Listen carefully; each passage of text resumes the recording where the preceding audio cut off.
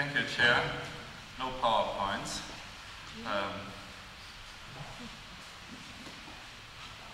Ladies and gentlemen, I would like to take a moment and say a few words about how IFPRI operates in the current food policy research agenda, and then focus on the topic which the Chair mentioned already, the high food price situation and how to deal with it. IFPRI works in partnership. We are about 270 people. One-third of those colleagues sit in developing countries, and some actually reside in Europe. For instance, in Geneva and in Rome, and currently in Braun. We work most intensively in partnership with the think tank and university community. For instance, here in the neighborhood, the University of Leuven, Amsterdam and Wageningen. I could go on and list ongoing, meaningful, mutually financed and productive partnerships from virtually all Western European countries. I think it would be useful, and maybe Mr. Playway, you can help us in that respect. I'd love to have stronger linkages to the more recently EU member countries, the countries more recently joined. We do have partnerships in Hungary, loose ones in Poland, but that is on our agenda. I think there's a lot of knowledge to share. The IFPRI research agenda very much focuses on strategic long-term issues. We love to look into the long run, the way Michel Griffon has looked into the strategic long-term issues. But we don't shy away from focusing on short-term disturbances, which have very long-term implications. And we do not see the current food price crisis as a short-term phenomenon. We do not. That's why we very much focus on it. But on our long-term research agenda, our production technology, environment policies, and related science policy challenges. Secondly, the transformation of rural space, the urban-rural linkages, the transformation of the small farm sector, not glossing over the small farm economy, but its strategic integration into a change framework. Third, the focus on innovation in markets and related institutions, the trade policy reforms, and the fast change in value chains. That whole system's efficiency and fairness is very much on our agenda, because it's also a global system. It is IFPRI research agenda. Fifth, the new insights which force us to focus a lot more on the linkages between agriculture and health and people's nutrition. We are a people-focused institute. And fifth, increasingly linking our long-standing work on water and related risk issues around agriculture to the climate change agenda. Ladies and gentlemen, I feel there are numerous opportunities for stronger collaboration, including with the European Commission, which we have excellent cooperation with. The agenda and strategy laid out by you, Mr. Rudeshausen, is very much related to what we currently work on in our development strategy and governance division, a team which was formed over the last 4 years.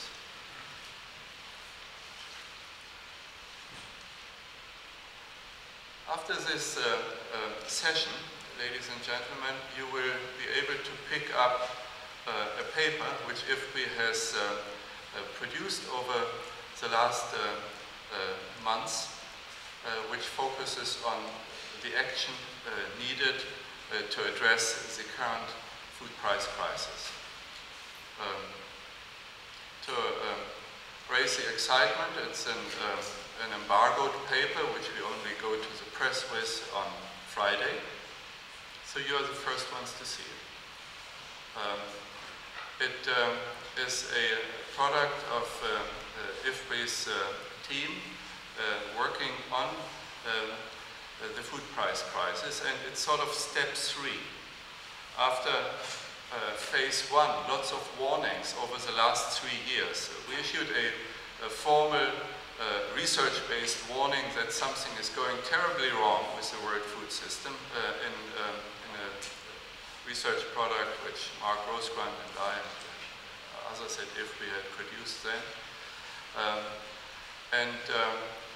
After further concerns expressed to some policies going wrong in trade and biofuels, etc., 1.5 years ago,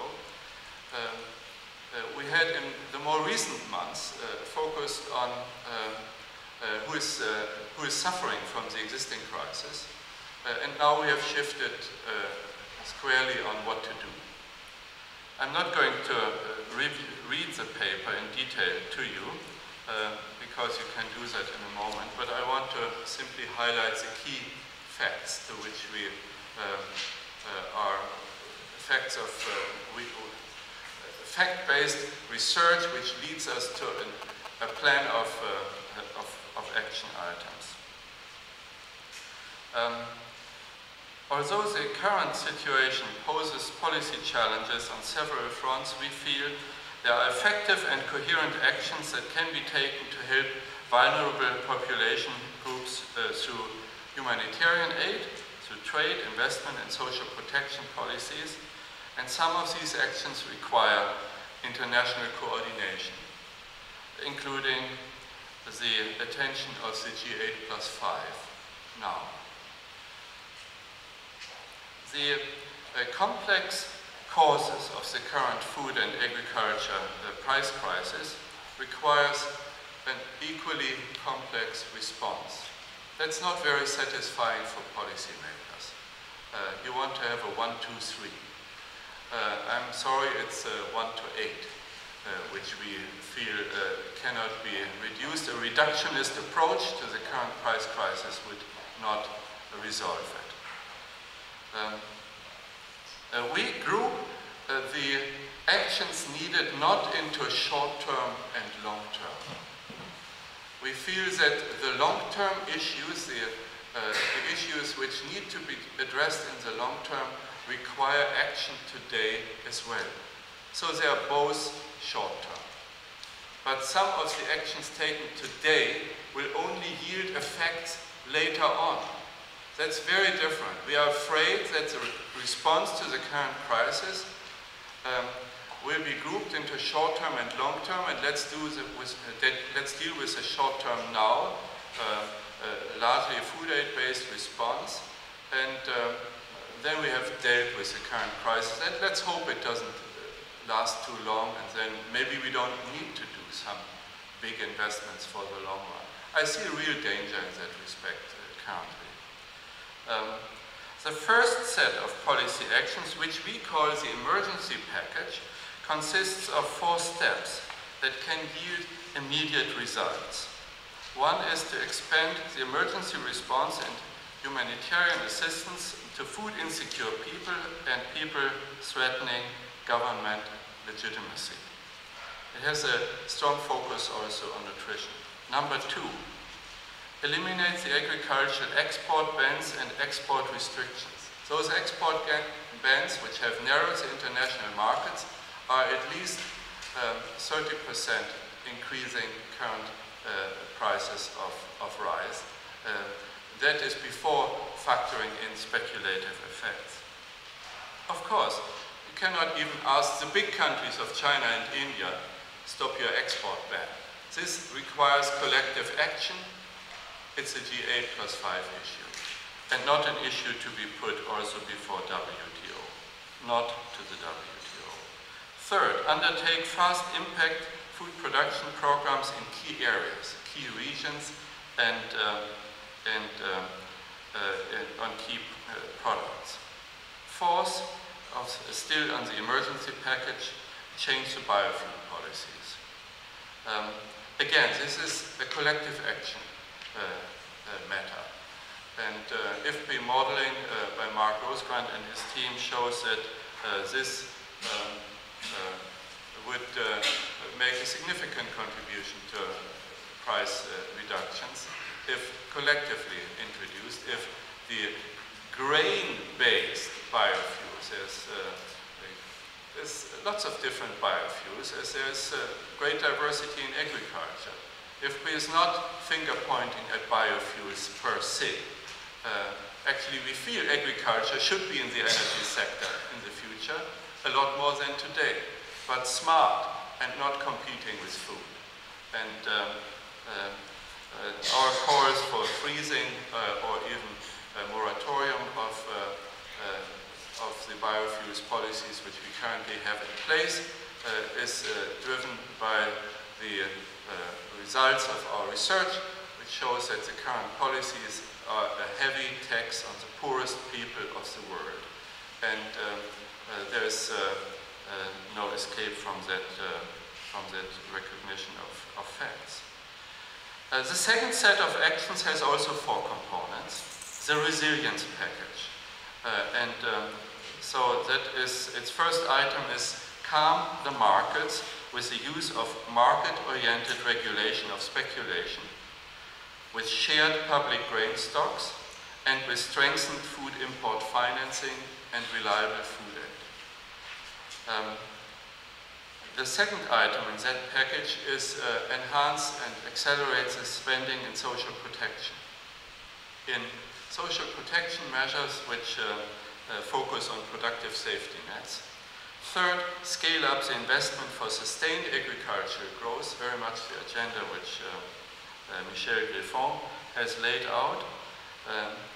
Actually, we have to move forward fast in that area while experimenting.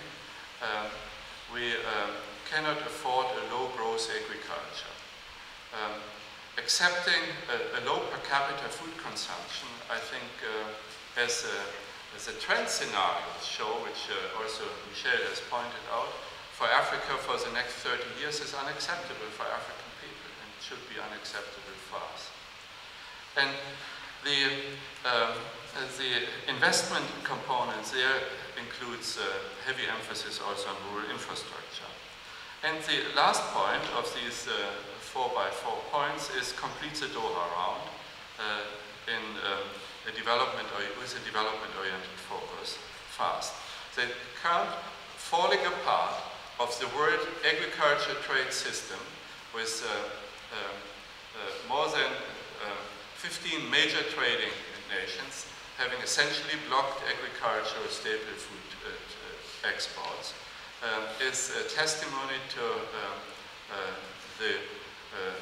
the need of the WTO to bring more strength in a rule-based trade system and not just negotiate on the long run tariff and market access reductions, but that's the long run agenda. Ladies and gentlemen, investment in these actions calls for additional resources. Who should pay? Policymakers should consider mobilizing resources from 4 sources. First, the winners from the commodity boom among countries. Secondly, the community of traditional and new donor countries. Third, direct or indirect progressive taxation and reallocation of public expenditures in the affected countries themselves. And fourth, mobilization of private sector finance, including improved outreach of the banking sector into rural areas. Because of countries' diverse situations, the design of programs must be country-driven and country-owned. Accountability for sound implementation also must rest with the countries. At the same time, a new international architecture for the governance of agriculture, food and nutrition is needed to effectively implement the initiatives described. The global governance architecture on agriculture, food and nutrition has failed. The current crisis is testimony of that failure. Global and national action is needed through existing mechanisms. We cannot wait for a major reform of the global governance architecture. So, through existing mechanisms, well coordinated, with special initiatives and maybe a special fund. Thank you for your attention.